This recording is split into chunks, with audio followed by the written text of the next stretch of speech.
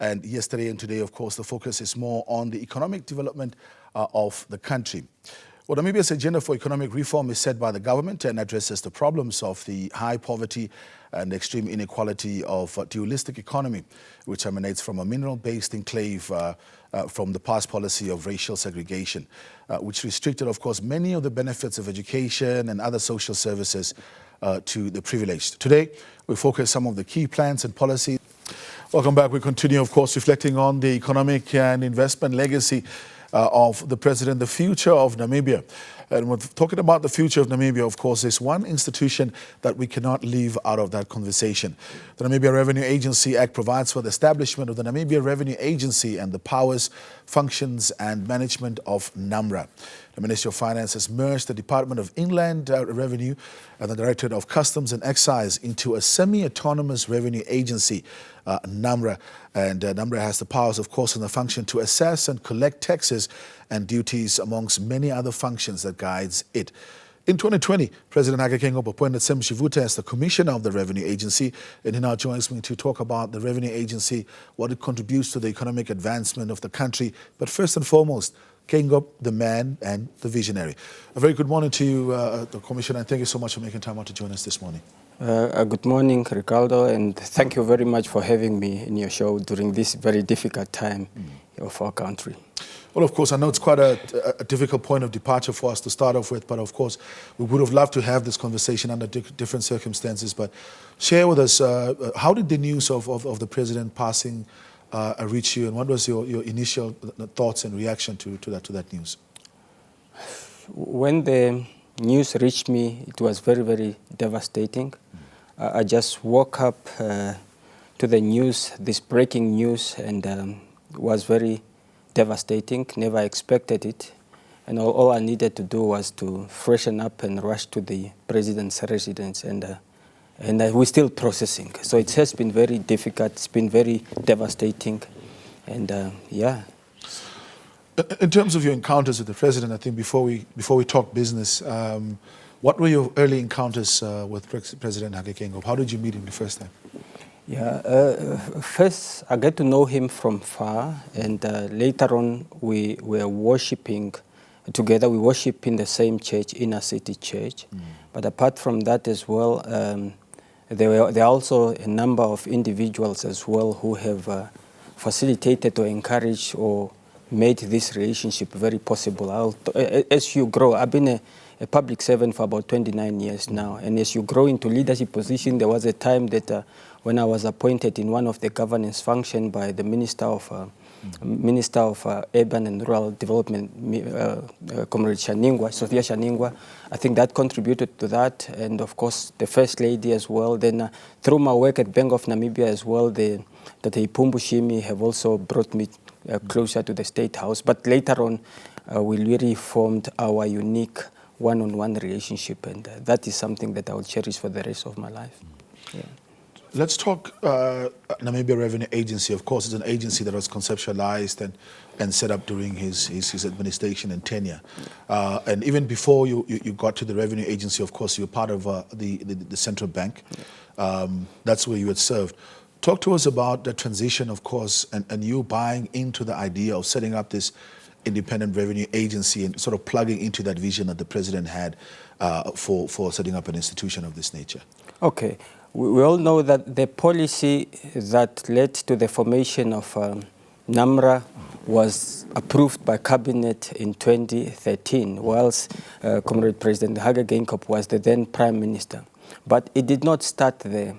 Already in 1982, when President Geingob, by then a director of United Nations Institute for Namibia, he was given a mandate to work with SWAPO, of course, as a head of that institution, to oversee a project that did a very comprehensive study on how Namibia should look like. That project took about 4 years, and by the 30th of April 1986, he successfully delivered. And that project is a work that is very, very proud of. This is the result of that work. And it's in this project where even how the Constitution was going to look like. But in that project as well, It covered all sectors of the Namibian economy, from fisheries, energy, manufacturing, public finance, including taxation. So this is sort of the Bible, if you may, that informed our economic development policy. Yes, not only our economic development policy, even how the constitution and state formation should look like. It was covered already by that project that he signed off on the 30th of April 1986. So when that approval was done, because in that, if one look into that book, for example, in that study at page 724, it was already indicated that taxation, if properly conceived and properly administered, it will serve as a very important source of helping the government and the state to be able to deliver on its developmental agendas.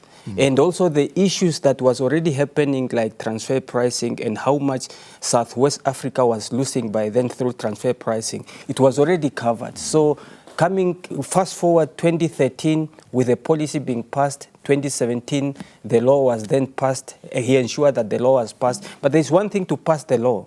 But there's a saying that everything falls and rise on leadership. 100%. He ensured that the institution was launched. He ensured that the institution was properly supported. He launched it himself, and he supported the institution from its launch and until his last day. Because even my last encounter with him last month, it was still him giving that support and guidance. I think it's important to also just look at, because now you're taking me a little bit back, you know, particularly with this historical perspective in 1982, and that brings us, of course, to the Constituent Assembly. And before we talk about the institution, let's just reflect on the kind of thinking that, of course, our lawmakers also had, those that were in the Constituent Assembly.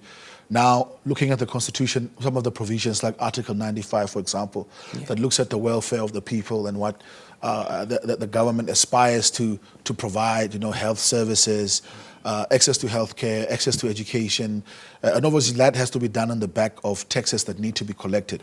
Just reflect a little bit on the thinking that and the intention that they had when they were crafting the Constitution, and how the institution fits within that thinking. Yeah, how the Constitution fit within that thinking, for the state to be able to provide for the welfare for prosperity of the people, it cannot come, it have to be funded. And there was an understanding that you need to mobilize to strengthen domestic resource mobilization, because there is only three ways of funding the state's activities. It's either through taxation, or you borrow, or maybe through donors and so on. But the most effective and sustainable way of funding government or state activity is through strengthening domestic resource mobilization, which is through taxation. And these are issues that were already discussed and agreed upon, and we're talking about in the early 80s. Come NamRA now as an institution, of course, we first know that the revenue collection for customs and excise, of course, were seated in the Ministry of Finance. When the institution was started, some people will say, no, but I mean, we're just creating now another institution to increase the public wage bill. We're already sitting with some of these problems. What were some of the motivations behind setting up an independent institution outside of the ambit of the Ministry of Finance? Of course, it's still your line ministry, but to have it as an autonomous body. Okay. Ricardo, as you may have heard, that President Geingob was a very visionary leader. He think very much ahead. He was in another dimension, together, of course, with other leaders that have worked with him. But as a result of that, what was happening already in early 80s in many other developing countries, countries were moving from having this model of having domestic taxes and custom within the Ministry of Finance to have an independent or semi-independent revenue authorities. And therefore, that was the motivation, because all the progressive countries of the world, they were moving from the model that we were having. By the way, by 2013, I think we were only one of the 3 countries in Africa who were still operating like in the old ages. Therefore, we needed to move with time.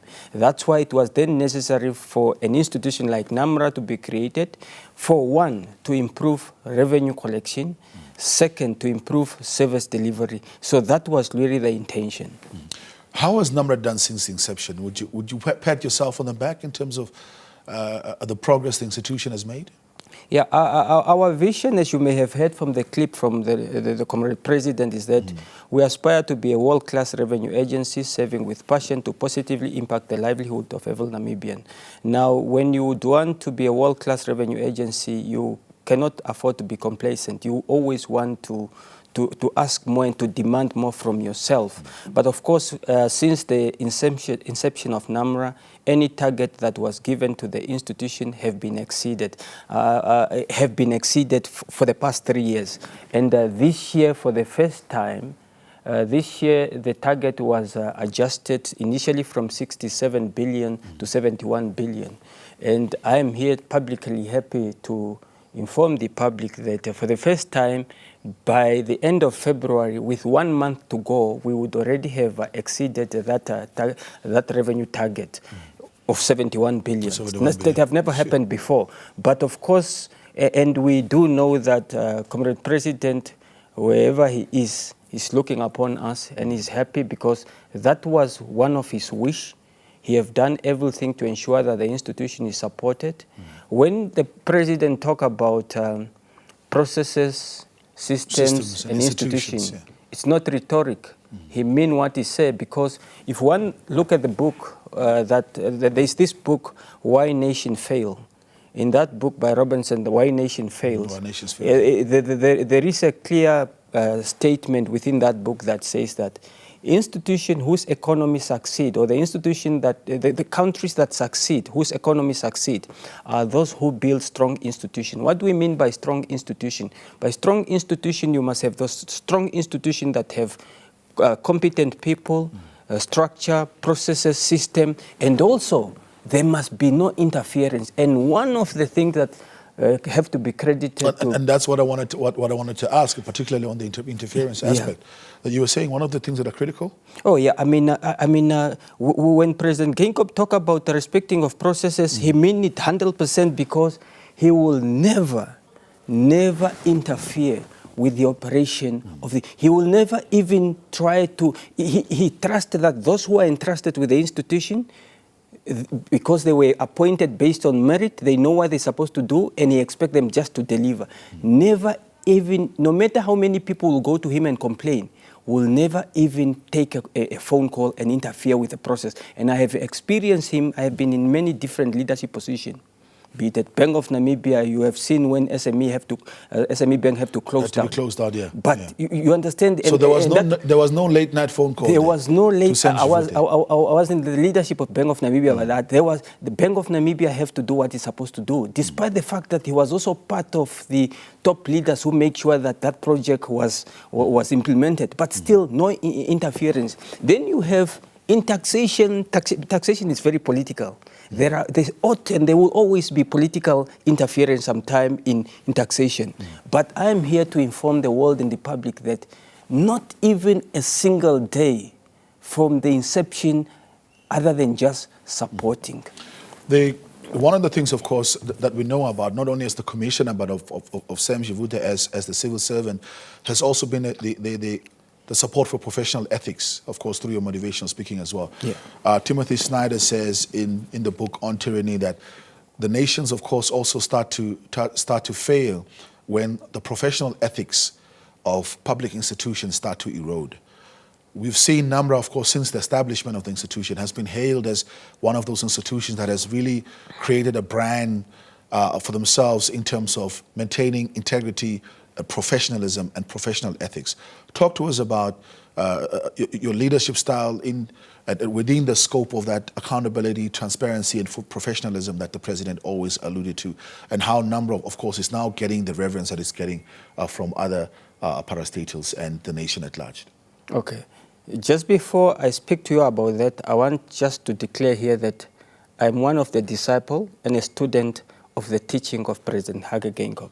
And you are very much aware that one of his teaching is that of transparency, transparency and accountability equal trust.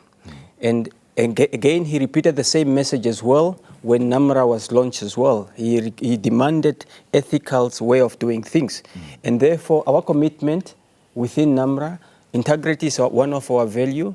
And we have also committed that there will be zero tolerance to corruption. There will be zero tolerance to corruption, will not entertain any interference or whatever. And we have kept to that expectation because as I'm talking now, we have detected about 1,000 people who used to get refunds that they are not entitled to. We are taking action. We are recovering money. There was a lot of ghost company. There were a lot of people getting VAT refund that they're supposed not to get to. We're making sure that those who are tainted, they are not getting into the system. But I must tell you that this will have to take some time. It's a process and it's going to take long. Of course, we're talking about continuously about economic diversification over the last 10, 15 years. That has been the talk. We're seeing, of course, some new industries that are also rearing their head. I'm sure you're going to be a very happy man from the green hydrogen sector in the next 2-3 years in terms of what can be brought in from there. One of the ways which you can measure whether economic policy is effective is based on the taxes that we collect and which industries provide the most. Is that effort of diversification over the last 10, 15 years, is it starting to show on record on the taxes side, or are you still just collecting, if you look at sort of historical trends, still from the same industries that are the highest taxpayers?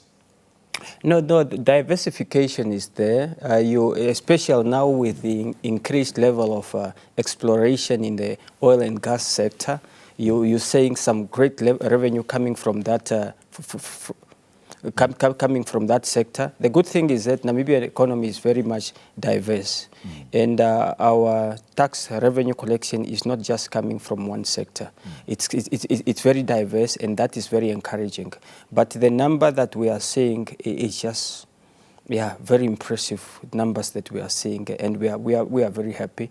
And again, I know that the president is happy up there, because remember that physical consolidation was one of his key objectives as well, to make sure that the physical position of Namibia is improved. I used to be a banker of the Namibian government. I used to be in charge of the state account and the vaults, and I know how the state account used to be. And as I'm talking now here, and you can call the governor of the central bank, the state account is in a very good shape, positive with billions. I wish I could mention it here, but you don't mention what you have in your bank account, but in a very positive... The neighbors are listening also. Oh, yes, but it's just, the state account is in a state that it has not been in many, many years. All right. Well, Commissioner, thank you so much for making time out to join us. I'm pretty sure we'll have more conversations leading up to the official funeral of His Excellency. Thank you. Yeah, no, thank you for having us. We appreciate that, and also just our sincere condolences again to the First Lady, to the children, to the political family, and to all the Namibians family who are all aggrieved by this. And we have to work hard to ensure that the legacy of President Hage Geingob is upheld. Well, of course, that's Commissioner Sam Shivute, Commissioner of the Namibia Revenue Agency, one of the organizations started under the tutelage of the late president.